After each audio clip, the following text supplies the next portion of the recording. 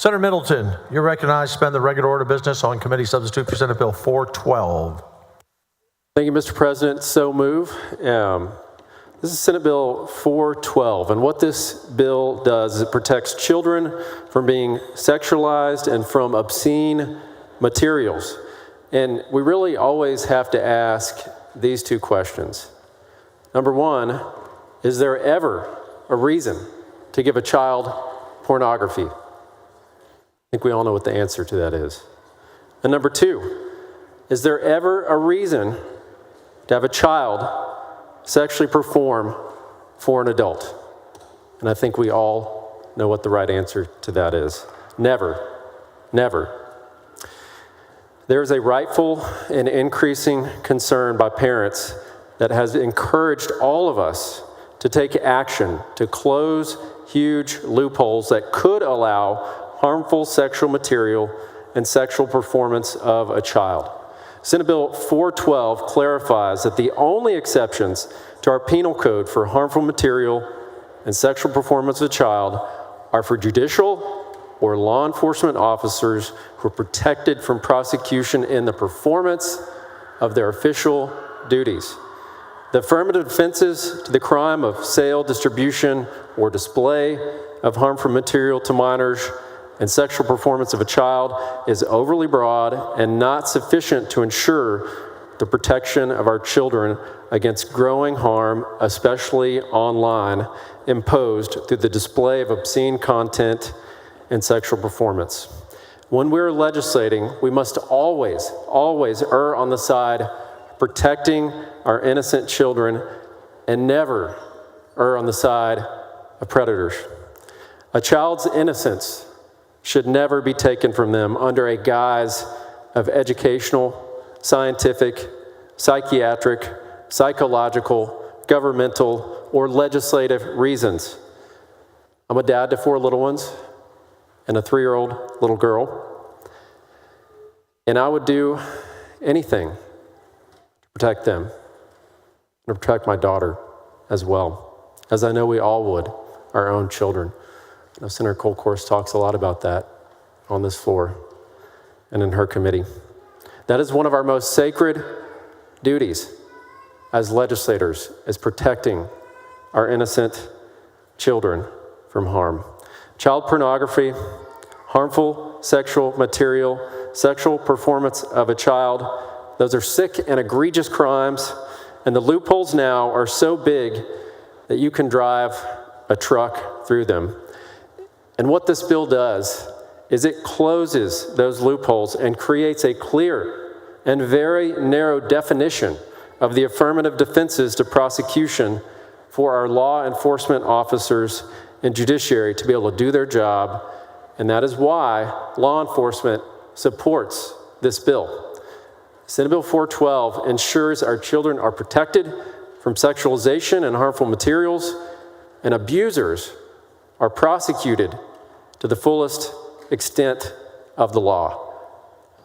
And with that, I yield for questions and move passage to engrossment. To suspend the regular order of business, but we'll get to engrossment. Senator Gutierrez, what purpose? Will the senator yield for a few questions? You yield. I do. You're recognized. Thank you, Mr. President. Senator, so just kind of get some sense of what your bill does here.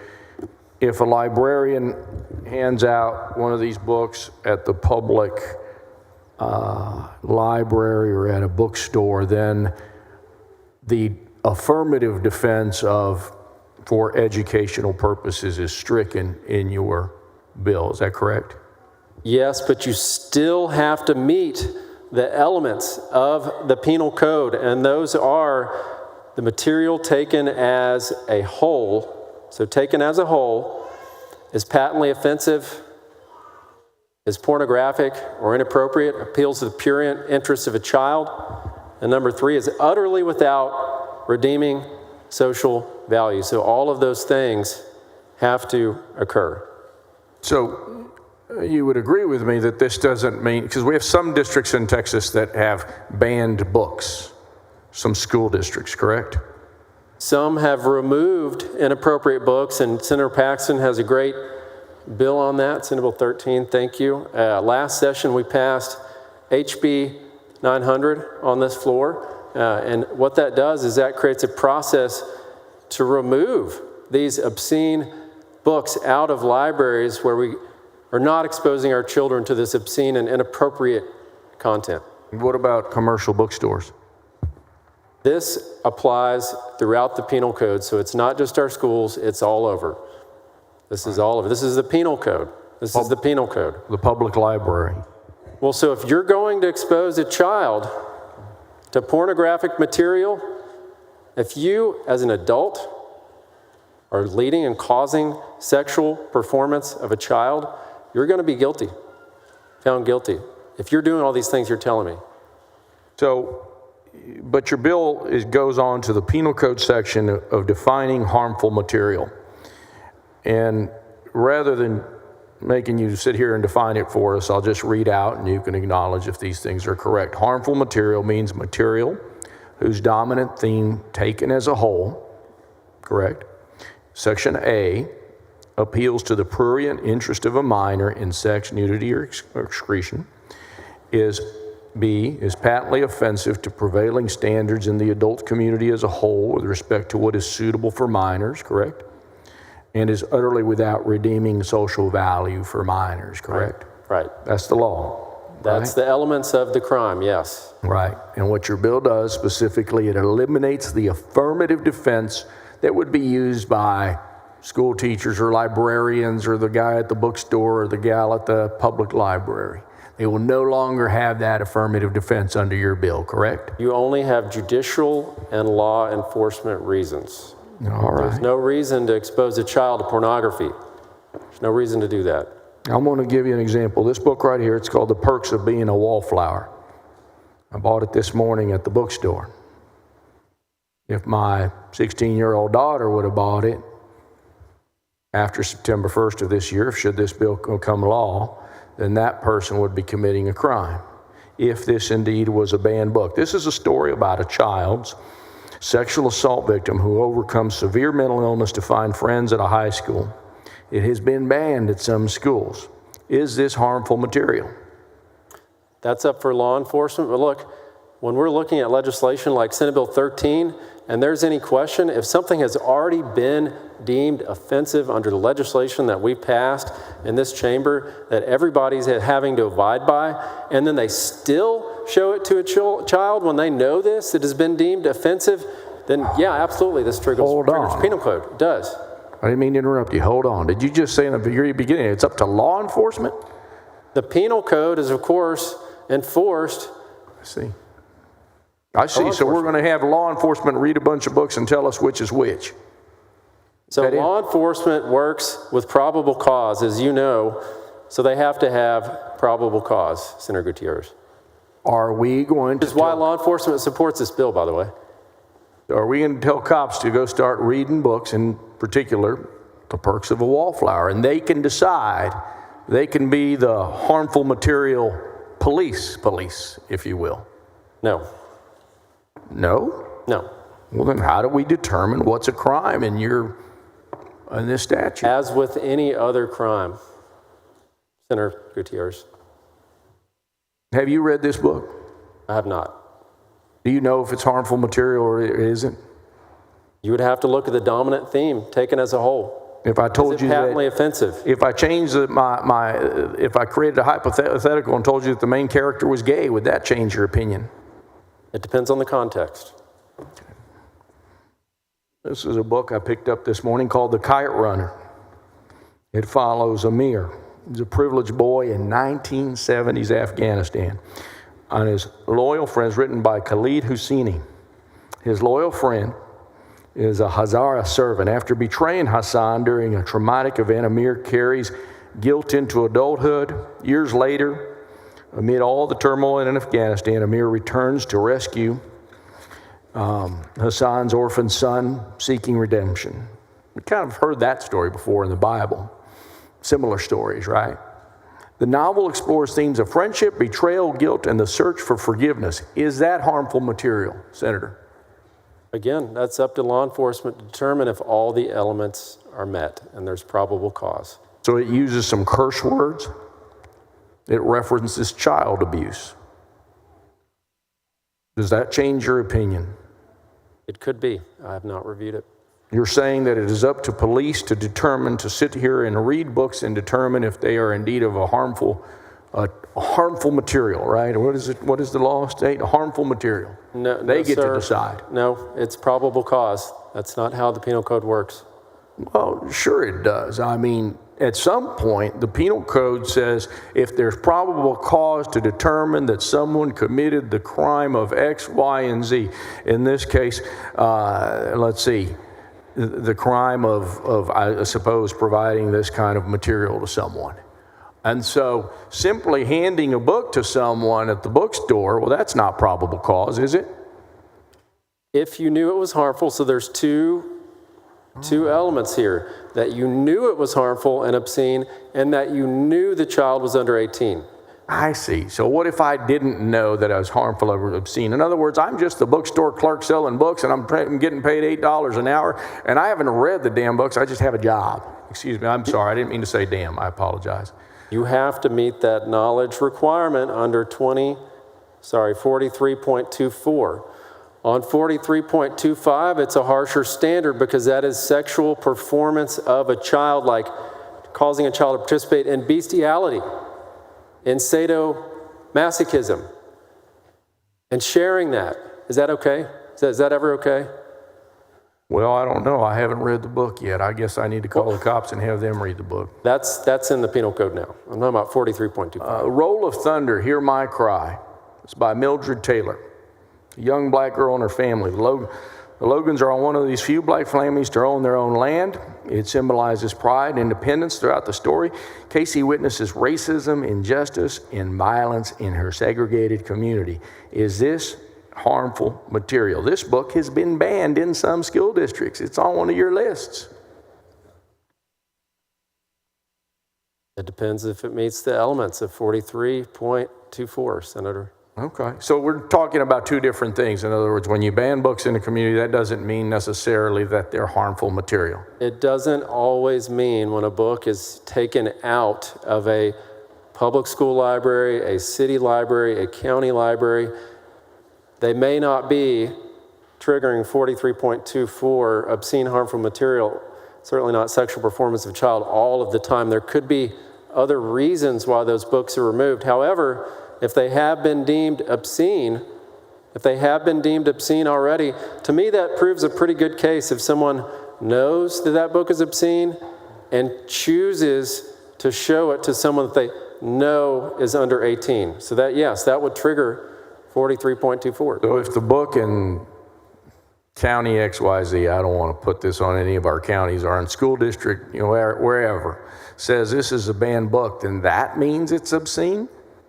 Not necessarily. I got you. But it would be a start for probable cause if they said it already is obscene through the process that we have determined in this legislature for that. Well, I'll tell you that this book, like I said earlier, mentions racism, injustice, and violence. Now, you wouldn't ban Huckleberry Finn, would you? Would that be a harmful material?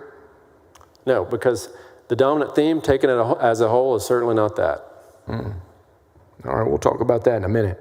Oryx and Crake is a dystopian novel set in the future where genetic engineering and corporate greed have run rampant. We're almost there. The story follows Snowman, seemingly the last human survivor after a man-made plague wipes out most of humanity. Is this harmful material? I don't know the contents of that book. There are a lot of books on your desk. If I told you that there was a graphic scene that had sex in it, would that change your opinion?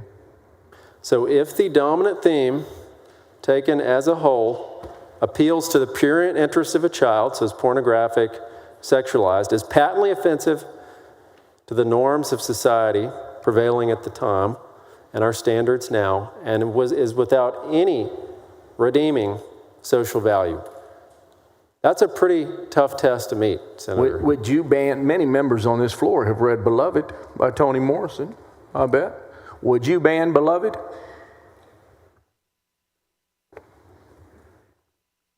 I'm not familiar with the book, Senator. All right.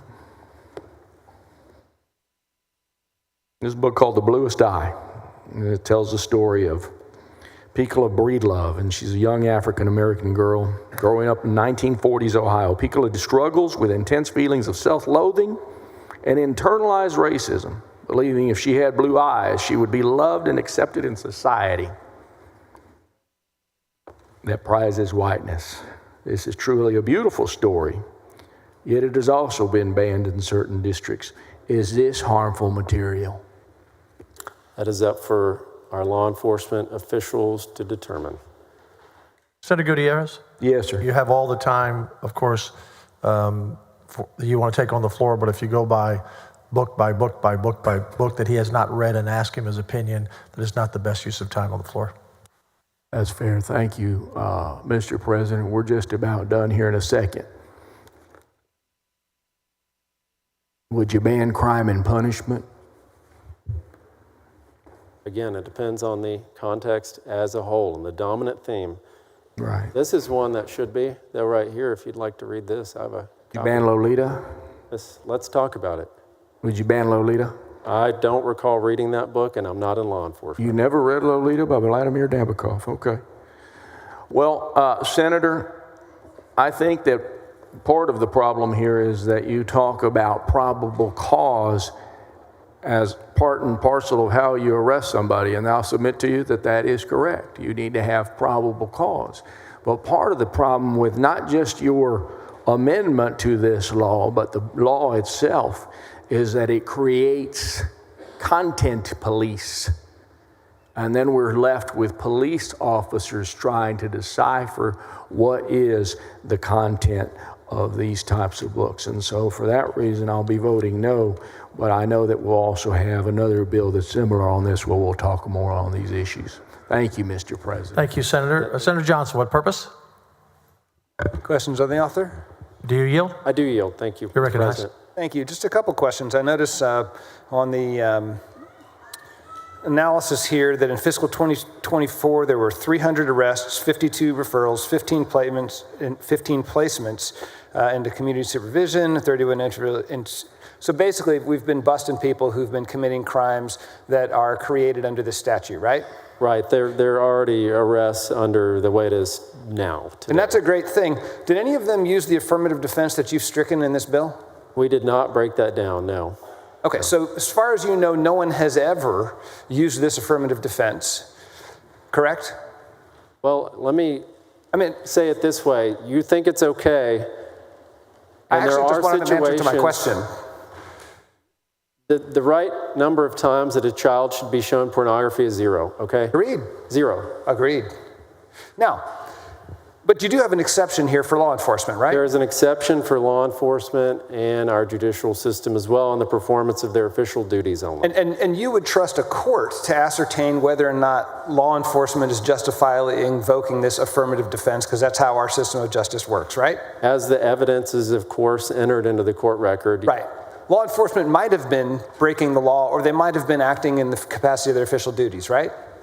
And of course, that's up to our judicial system where Exactly. beyond a reasonable doubt, right? Beyond a reasonable doubt. Thank you. Why wouldn't you trust the judicial system to administer the affirmative defense in all these other cases, just in case there is an instance, whereas with law enforcement, the activity, the action of the accused in the eyes of the court and the jury is legitimate?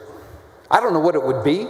I'm as offended as you are at the behavior that's prescribed by the statute, but I think that in the interests of limited government and respect for separation of powers, the authority to make this determination belongs with the judicial system, not the legislative branch. Do you disagree? Well, it's already with the judicial system because that's where these charges are tried. You know, when people are charged with this under 43.24 and 25. But you agree that you have eliminated the judicial system's ability to ascertain whether or not there's a valid affirmative defense for anyone other than law enforcement, even though there's apparently no threat that this affirmative defense has been abused, because so far as we know, it's never even been used. We are setting a strong public policy today, and you may obviously disagree with the merits of this, but that there's never a time where it's okay to show these obscene pornographic materials to children, and it's never okay for adult to induce a child in sexual performance of a child, maybe even share that in a video. That's never, apparently, it's except never for okay. I'm sorry, I really didn't mean to cut you off. Apparently, except for the exceptions that you've permitted to stay in the statute, right? Correct, and that was an ask from law enforcement where they run stings, for example, and as we know and as we've seen here in Travis County, like in the 2020 riots right on South Congress, officers were prosecuted and rioters were not. So 20 years ago, maybe that wouldn't have had to be in there. But you know what? I think it has to be here today because of rogue prosecutors and DAs. And I agree with you, to have law enforcement as an affirmative defense, absolutely. And I don't think I'm quite certain that no one in this chamber disagrees with the premise of the law as it stands. But I think we do have great concern about kind of expanding the role of the legislature into the realm of the courts to prejudge situations that we don't know anything about. And so, thank you for entertaining my questions. I don't think I'll change your mind. Otherwise, I'd offer an amendment to restore the statute to what it was. Oh, thank you, Senator. Thank you. Senator Menendez, what purpose? Thank you, Mr. President. Questions of the author? Do you yield? I do. Thank you. Thank you, Mr. President. Senator Milton, not to belabor the point, I've heard your bill layout, and obviously I don't think you'll find anybody on this floor that agrees or believes that it's ever okay to expose any child to obscene materials or pornography or anything to that extent. The concern that I think I've been hearing, and I wonder if you don't share, is that what about the possibility if there is a class, and we've already passed things where parents must sign consent for students to be taught age-appropriate materials about their health or their bodies and stuff. What if there's a class? Does this bill not then take away the affirmative defense from that teacher at that point? Because, I mean, that's the concern that a lot of us have, that you're going to have a chilling effect on librarians and teachers who may just be carrying out their duties. So what is your Right. question? So no, it would not. I think you're kind of referring to anatomy and things such as that in our public schools, and those are part of our TEKS right now. So our State Board of Education has adopted those.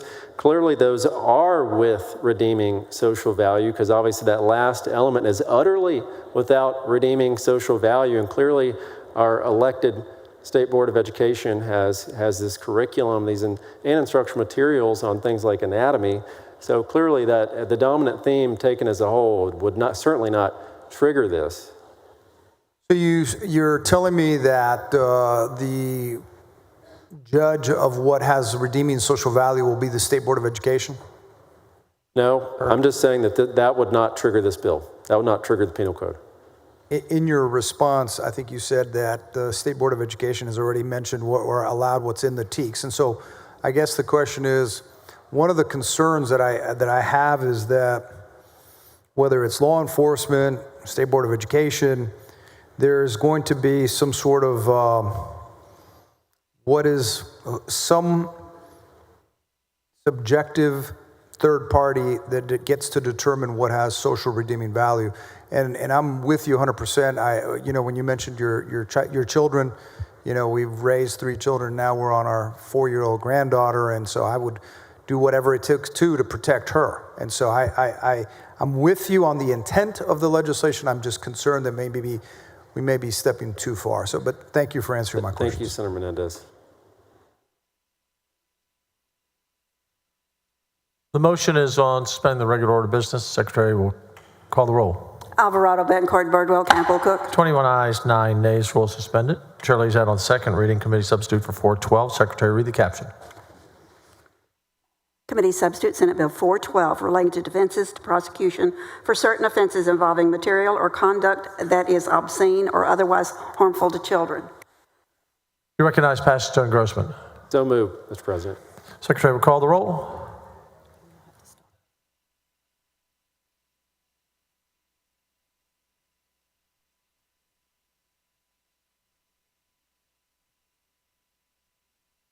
Alvarado, Betancourt, Birdwell. 21 ayes and 9 nays. The bill passed to engrossment. Will hold there. Members, for anyone who wishes, I have a book here that's been in my office for several years. It was the novel of the year for 12-year-olds. And my estimation is, for all the no voters, if you read this, You may switch your vote. Even if you didn't, I don't think you'd ever share it with anyone. If I were to hand this was in a library, school library, in a public library. If I were to hand this out in the gallery right now, they would all want to throw all of us out for office for allowing this. So anyone who has, I've never passed it out to anyone because it's so offensive, I would not want to give it to any woman or man on the floor. But anyone who wants to see what's really going on before you cast your final vote, you can get one in my office. And I don't think you'll show it at the town hall meeting.